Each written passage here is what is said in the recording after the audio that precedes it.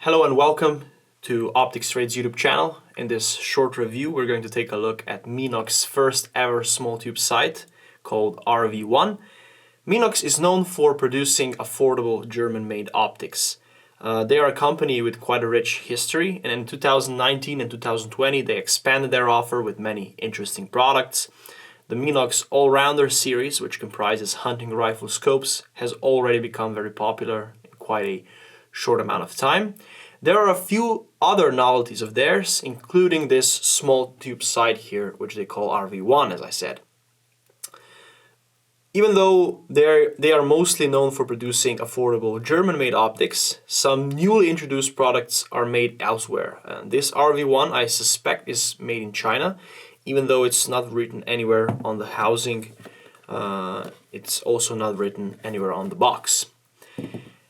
What about the looks? Well, it's a small tube sight, as I said. This form factor is incredibly popular. It was popularized by Aimpoint, who invented this form factor many years ago. And then gradually other manufacturers recognized the potential and started manufacturing versions of their own. The size is quite standard. It measures 64 millimeters in length. It is 43 millimeters wide and around 37 millimeters high without a mount. As I said, a pretty standard size for this form factor. It weighs 96 grams. It comes with a fixed mount for the Picatinny platform. If we remove this, there is an Aimpoint micro footprint underneath. So if you, for example, want a quick detachable mount, it is simple to find it on the market, as there are many adapters made by renowned mount manufacturers for the Aimpoint micro footprint. Only the low mount is supplied in the box, no high mount, so I guess this is meant for hunting rifles with a Picatinny rail on the receiver. Great for driven hunts, but if you would like to mount it on an AR platform, by all means do get a high mount as an after-sale accessory. Let's take a look at the turrets. At first look, you can see that they seem exposed. But when you unscrew the cap of the elevation turret, you find out that it's actually shrouded and well protected.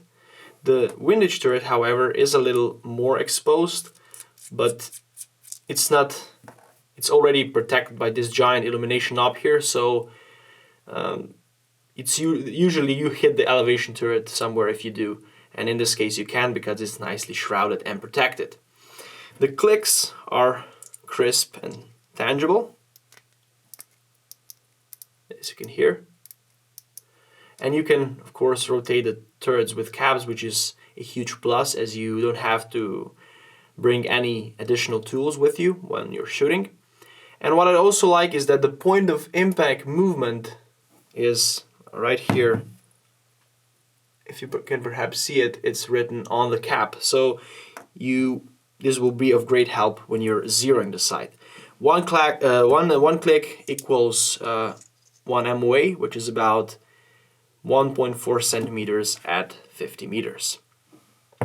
The illumination, let's take a look at it. So we have an illumination knob here on the right side.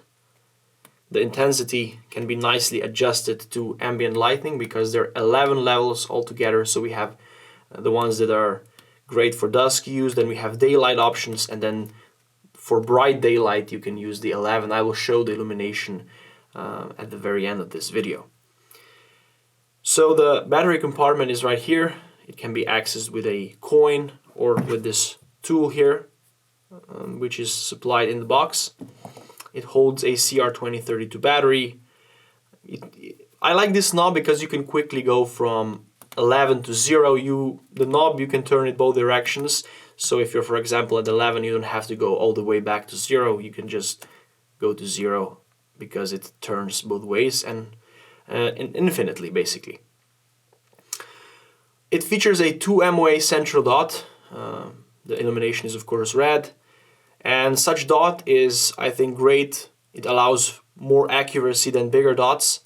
The target coverage is much smaller than when compared, for example, with a 7 MOA dot. The target acquisition is not as fast, but you are able to shoot a little bit longer distances than perhaps with a 7 MOA dot. And 2 MOA dot is better for rifle use 6, 7 and bigger dots are better for pistol use, so I think that 2MOA dot works just fine. I also like the definition of the dot. It's difficult to show you through the camera, but it produces no star effect for me. The dot is IPX7 certified, it is waterproof, there is no internal fogging at low temperatures. It features a sturdy aluminum housing which makes it shockproof, so you can basically mount it on even heavy recoil rifles without problems. What about optical characteristics? Well, it comes with an 18mm objective lens. As you can see here, it is tilted. Many customers still believe that when they first purchase this sight and get it, they believe that this is an error, this is faulty, but it's actually not. It is supposed to be tilted for it to operate the way it should, so the LED emits a beam of light and it reflects from the lens into the user's eye regardless of its position. So this is basically how it should be. What I perhaps don't like a bit so much is that the lens is quite exposed. Some competitors have a better protected objective lens, and you do have to be careful not to hit it against something, as you can quickly damage it. The same goes for the glass on the other side. The image seen through the dot is great. There is only some lutin, but it is scarcely visible. The colors are nice. The magnification seems a true 1x, as you can look through with both eyes open without problems. Maybe the LED, so the emitter here on the bottom right, takes away some field of view, and this is quite common with red dot sights of the small tube type, priced around 300 euros. With more expensive, the emitter is better hidden and doesn't take away the field of view. But this is only a minor thing. What about the scope of delivery? Well, I already have everything here. So this is the box that the red dot comes in. It is soft on the inside, so you don't have to worry about it getting damaged. So here is the CR2032 battery. I already have another battery inserted.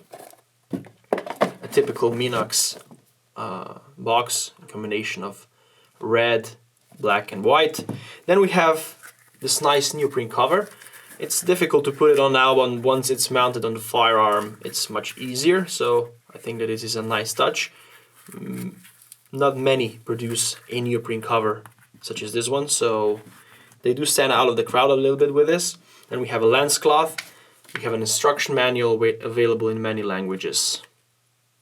All sorts of instructions here. Also technical data and similar stuff.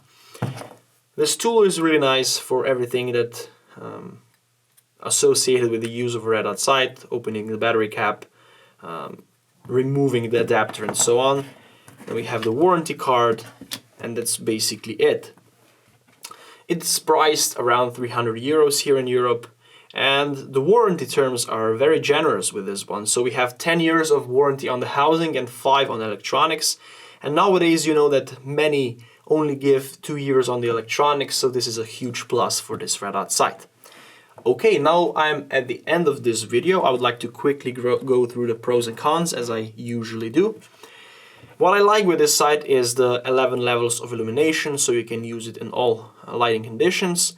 I also like that it features a fine 2MOA central dot, which allows for a little bit more accuracy and less target coverage when compared to bigger dots.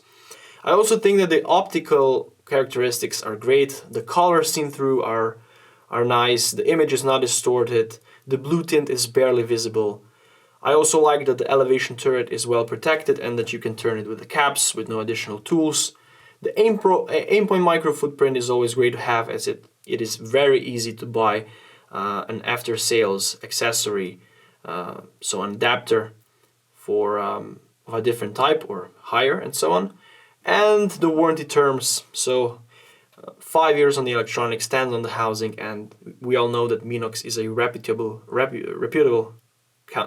company that will definitely honor these warranty terms. What about the things that I don't like as much? There are not many of them. The exposed glass. The glass is a little bit more exposed than with the competition, so you can quickly damage it if you're not careful. Also, the emitter here takes away some of the field of view. Bottom right corner, if you can perhaps see. but this is quite normal for this price class. And perhaps what I think is worth pointing out is that there are no modern features such as a solar cell or I don't know, perhaps a circle dot where you can version or the ability to switch between different radicals. It doesn't stand out of the crowd. It's great, but Minox could perhaps give it a feature that would make it, I don't know, be different from other similar products on the market. Nevertheless, if you're looking for a small tube sight with an affordable price and great warranty terms, then the RV1 is definitely worth checking out. Guys, thank you for watching this short review. If you found it useful, leave a like, subscribe, drop any questions down in the comment sections if you have any, check out our other videos, and take care. See you next time.